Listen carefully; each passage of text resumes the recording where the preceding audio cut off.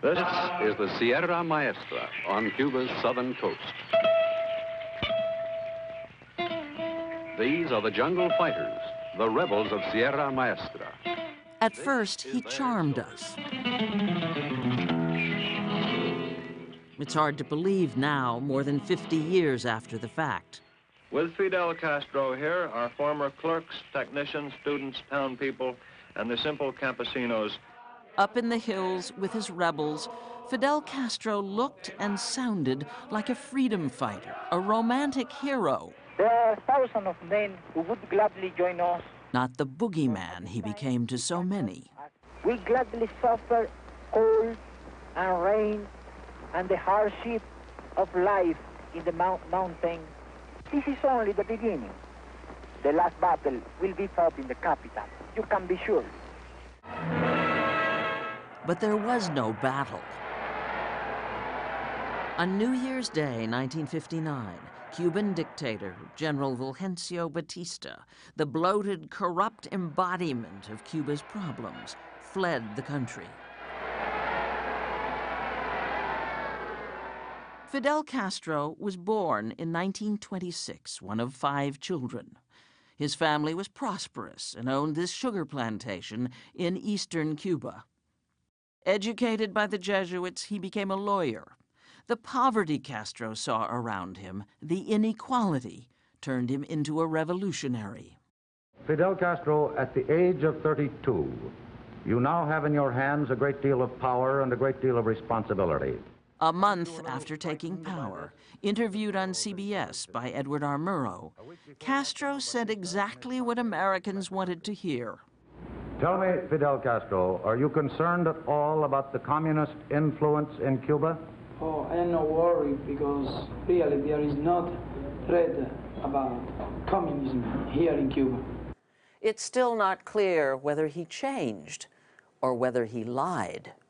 But when Castro began executing opponents, when Castro started nationalizing industries and appropriating U.S. property in Cuba, it didn't matter. The U.S. response? Sanctions. The economic embargo that exists to this day.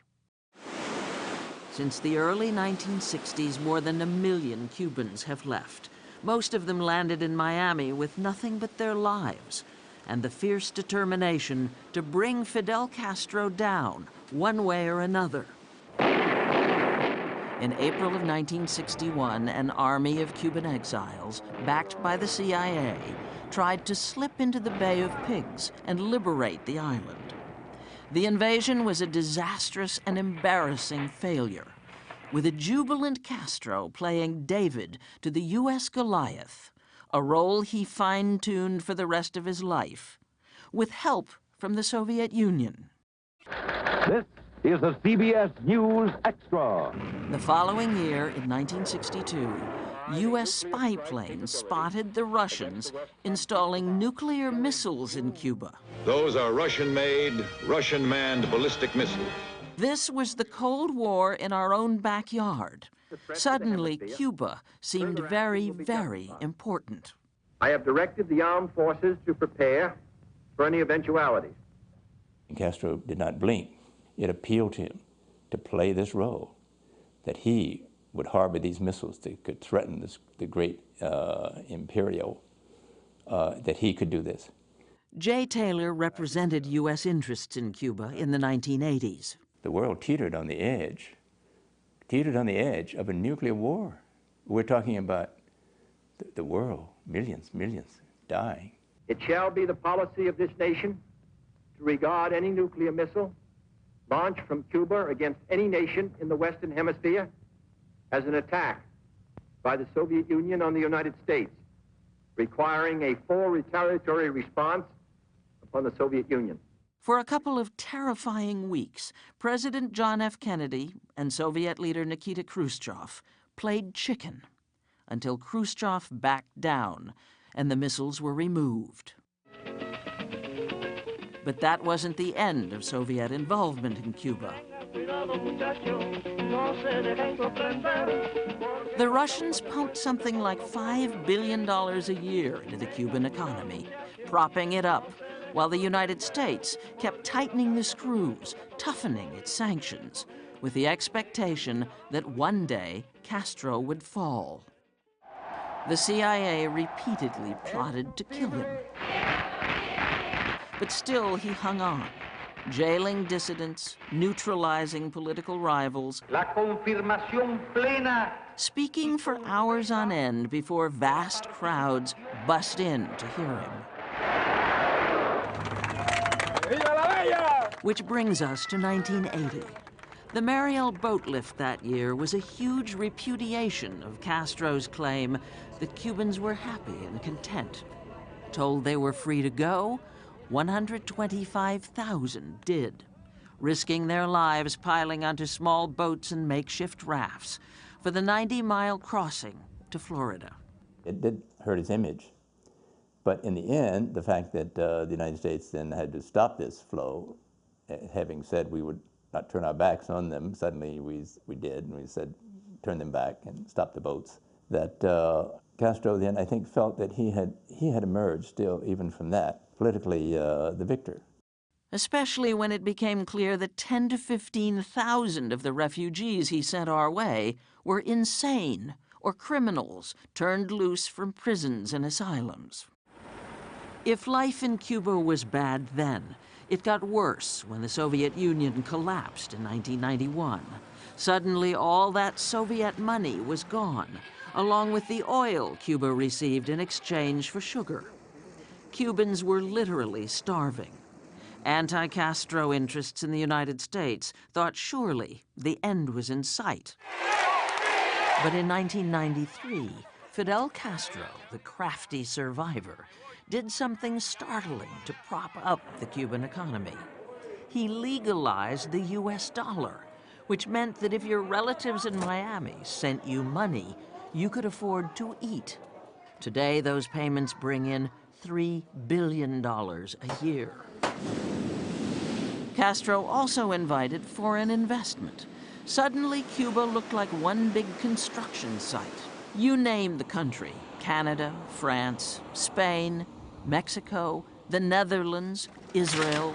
Everybody but the United States was there building massive resort hotels and condos for the 2 million tourists who now visit Cuba every year. In 1998, when Fidel Castro welcomed Pope John Paul II and let the pictures do the talking, the world saw Cuba surviving in spite of the U.S. trade embargo. It was political theater on a grand scale, the kind Castro loved.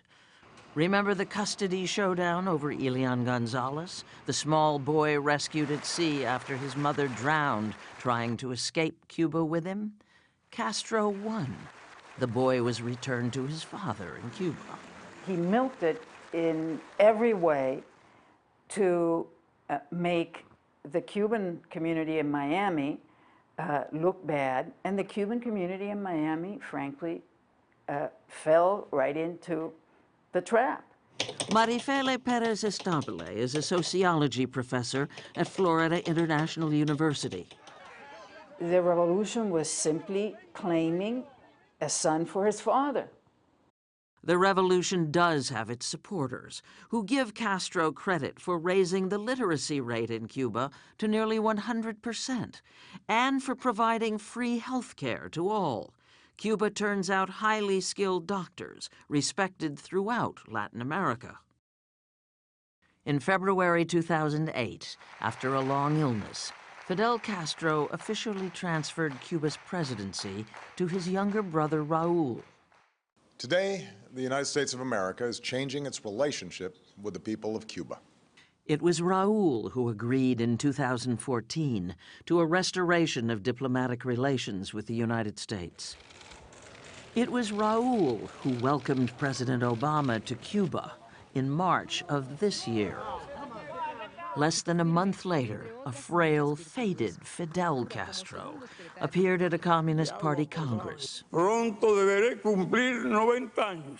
Soon I will be 90 years old, he said, in what seemed like a farewell address, stating, everyone's turn comes, but the ideas of Cuban communists will remain.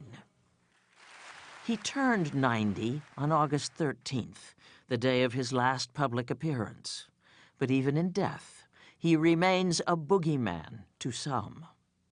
Castro will always be remembered as the Cuban, Latin American revolutionary who stood up to the United States and won. Won in terms of his health brought him down, not anything that the United States ever did. The man the United States tried so hard to topple tormented 11 American presidents and died on his own terms.